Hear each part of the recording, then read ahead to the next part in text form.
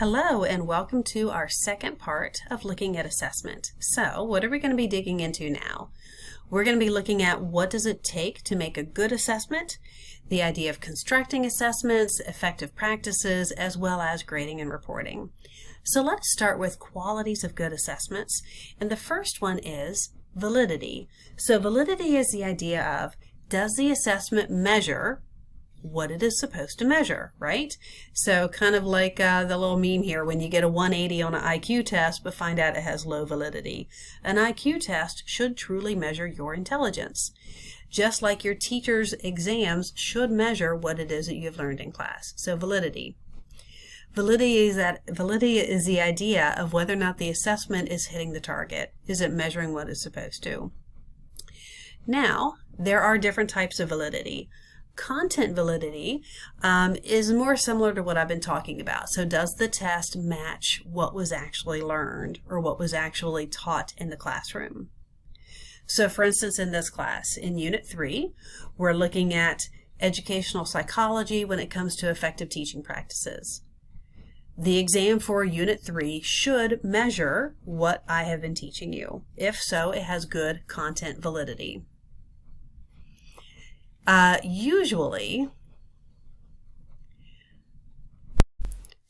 Typically what we see is what you have been taught in the classroom equals or relates to what you're being tested on, and if so, then we have good content validity.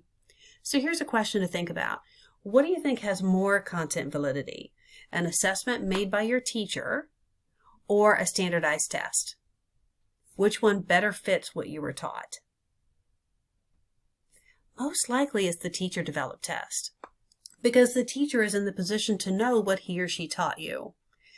Standardized tests, the problem with those is they are created by an outside agency, and they may or may not fit exactly with what you were taught. So when you see good content validity, this might be how you feel while you're taking that test, that idea when everything you've studied shows up on the exam, and it feels good because it is a good assessment that measures what you've learned. However, when looking at standardized tests or when looking at test banks, so every teacher gets a test bank that accompanies his or her textbook, and the test banks create all these different questions that you can use. The problem is they're created by a different teacher, and that may or may not fit with how your teacher teaches. So test banks are out there, but they don't always create the best tests, even though they are simple to use. The other type of validity is called predictive validity. Predictive validity is looking at whether or not the test can predict how you're going to do in the future. Okay, so can an assessment predict how successful you're going to be in a future course? So in Algebra 1, does your final exam predict whether or not you're going to be successful in Algebra 2? Or if you're looking at entrance exams, here's the SAT, Common Entrance Exam to College, and here's its predictive validity. So comparing your first year GPA in college to how you scored when it comes to the SAT, and showing that yes, there's a slight correlation there, which you would hope. All right, so that was validity. The next one is reliability. Reliability is looking at whether or not your assessments are consistent. Do they provide reliable, consistent, similar results over time that are free of error? So is it a true measure, or is it being confounded by some sort of external variable? The way we typically measure this in the world of statistics and experiments is doing test, retest, and comparing. So reliability is looking at, if I give the same assessment semester after semester or year after year, do I tend to see the same kinds of scores? Here's one way you can see this. So for instance, typically on exam 1 in my class, the average score is around a 90%. During the first full semester of COVID, while students were all at home learning, I noticed that for the first time ever, the exam 1 mean score was significantly lower. Now, when you see that, that might tell you sometimes that your exam was unreliable, but also that showed me the external confounding factor of students learning in such a different modality. Okay, so how do you improve reliability of your assessments? First of all, you want to make sure you give very clear instructions to your students and that you provide them the same clear instructions every time you administer that assessment. You don't want them to be sitting there trying to guess what they're supposed to do. That will lead to unreliable results. What else can you do? Make sure that your assessments across the school year have a variety of different types of tasks or assessment items. Don't always just give the same type of assessment. Perhaps have them write some papers, do some performance kinds of things, as well as some perhaps more standard multiple choice things. Again, vary up your types of assessments. What else? Evaluate objectively with specific criteria how they're doing. So this meme is supposed to try to get at this point. So it says, tired of grading papers? A's for everyone. So the idea of when you're grading papers or projects, to make sure you're being objective, that you're using the same standard for everyone. And one good way of doing that is to perhaps use a rubric. And when you get tired of grading papers, take a break and come back when you're fresh. Consider scoring papers anonymously. That's another way that you can be more objective when it comes to grading papers. So you don't want, if you feel like perhaps you might have a bias or assume greatness from some students but challenges from others, don't look at their names when you're grading their papers. Blindly grade them, and perhaps that might make you more objective. And the third assessment quality is standardization. Standardization is making sure that you're giving everyone the same content and the same testing situations. The name refers also to the idea of standardized tests. When an instructor or a proctor is giving a standardized test, you have very specific instructions you have to follow. They even have prompts to tell you exactly what to say, and you're not supposed to deviate from that. To make sure that every student, everywhere, and each time they do it, gets the same information. And then finally, we have practicality. You do need to think about how practical your assessment is when you're looking at the quality of your assessments. So the extent to which it is easy to use. And that includes how much time it takes to create it, how much time it takes to administer it, and to grade it. So for instance, when it comes to papers take a very long time to grade. There have been some semesters where when I'm teaching the 2020 class, and if I did not have a graduate assistant, that I might get, 125 papers all turned in on one day and have one week to try to read 125 4-page papers. That's very difficult to do. So it's not practical. You need to think about, how can I change this to make it more practical? Whether that means making it shorter, whether that means staggering when they're turned in, or whatever. That will also help it to be more reliable. So just a quick practice question. Miss Taylor gives a spelling test to her first period 4th grade class, and the class average is 80%. She gives the same test to her second period 4th grade class, but their average is 65%. What is her test lacking?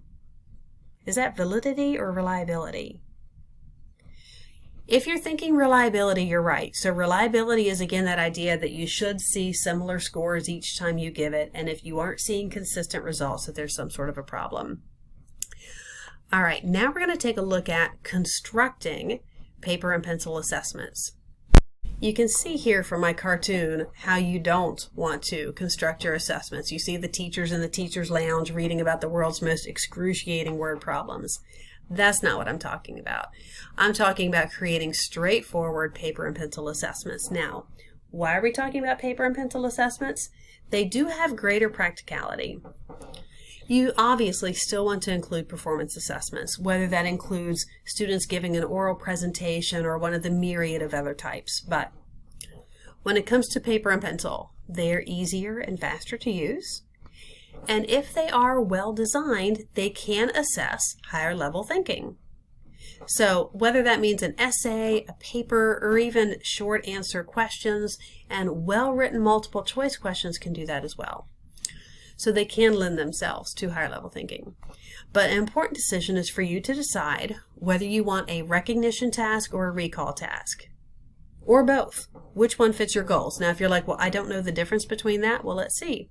What is a recognition task? A recognition task has you identify the correct answers from a provided list. Okay, so let me see if I can give you an example of that. Alfred Wegener discusses a supercontinent called blank. It is called recognition because the answer is here somewhere. I just have to recognize it, which is really the lowest level of Bloom's taxonomy. Okay, this can include true-false questions, multiple choice, and matching. Now, like I said, some multiple choice questions can be written at a higher level of cognitive skill, but here's a more basic one that is a simple recognition task. Then we have a recall task. A recall task is harder because you have to retrieve information from your long-term memory, and you have minimal retrieval cues. So what do I mean by a recall task? It would be something like this. Alfred Wegener discusses a supercontinent called blank. Okay, that's the exact same question, it just doesn't have the multiple choice options. So rather than recognizing it from a list, I have to pull up Pangea all on my own. Okay? So recall is short answer, fill in the blank, essay, and so on. When it comes to multiple choice questions, there are a lot of things you need to think about. Let's take a look. So when it comes to writing multiple choice questions, you do not want to put negatives in both the question and the choices. That sort of double negative scenario is extremely confusing for the students to answer. For example, which of the following is not a characteristic of informal assessment? They are not graded, they are graded, they are short. They are not graded, which is not a characteristic. They are not graded. Not is confusing when you have double negative. So try to avoid that. Rarely use all of the above or none of the above.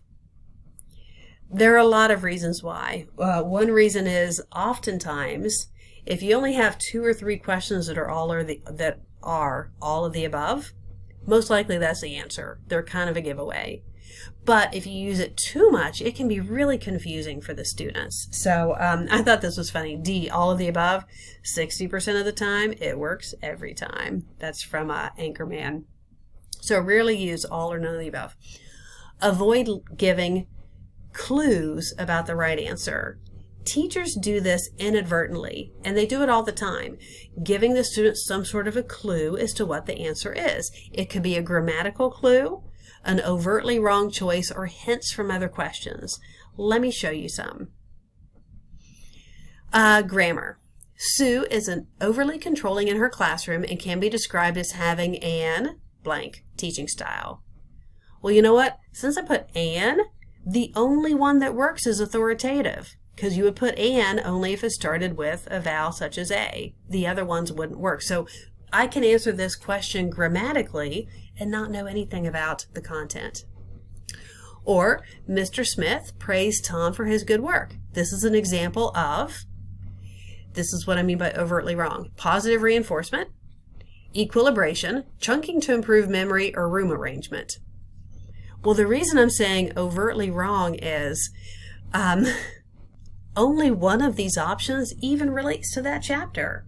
So if you're studying operant conditioning, none of these other terms were even there. So you don't want to give it away logically that way. Beware of giving cues because of answer length. So the way this works is a lot of times, again, this is an inadvertent mistake that teachers make. The right answer is often longer. Let's take a look at this. One basic principle of classical conditioning is, and look at the difference in length between these responses. Oftentimes, not always, but oftentimes the longer answer is the right one because they used more words to make sure that they were being correct and then try to be brief for the distractors. So don't give clues in that sense. You also want to vary the placement of the correct answer. Have you ever been taking a test and have this happen? And it has you second guessing yourself? C, now that's an answer I haven't chosen for a long time. If you see that they're having to do the same answer over and over again, it messes with your students' heads. Also not good. Not a straightforward type of assessment. So you don't want your students to be frustrated over things that have nothing to do with the content. You also want to rephrase definitions and ideas and concepts. Do not present them word for word from the text or word for word from your PowerPoint. Now, sometimes that does happen inadvertently because If you're the one who wrote your PowerPoints, you think in a certain way, you know your definitions in your head, and when you're writing your questions, sometimes it just happens. But try to avoid this if you can, because as you can see from Mr. Carlton here, it's just far too easy. Present distractors that are clearly wrong to students who know the content, but plausible or possible to those who haven't mastered it. This is really one of the keys to writing a good multiple choice question. So some students might say, oh, they're all too similar to one another. That's usually only if you haven't studied enough. What you want to see here is, so here's the question stem, here are the options. The right answer needs to be clearly correct. Okay, the distractors need to be clearly wrong, but if you haven't studied enough, they should be kind of plausible. Like they should be from the same chapter. They should use similar terminology, but they're only clearly wrong if you really know your content. So I thought these memes were relevant to that. When all the multiple choice answers seem reasonable, it's like the exam doesn't want you to pass, guess I'll guess. Or multiple choice questions look like, the idea that they all look the same. So they shouldn't be identical. There should be one clear answer and the rest of them should be wrong. Write your answers clearly and without ambiguity. So you want to make sure that the question is straightforward. Questions that are unclear or tricky are not valid assessments. They are not a good way to write questions. What is a microphone? True, false. What? So again, it needs to be clear. Okay, this is going to be where we pause, and on the next video, we'll pick up with effective assessment practices.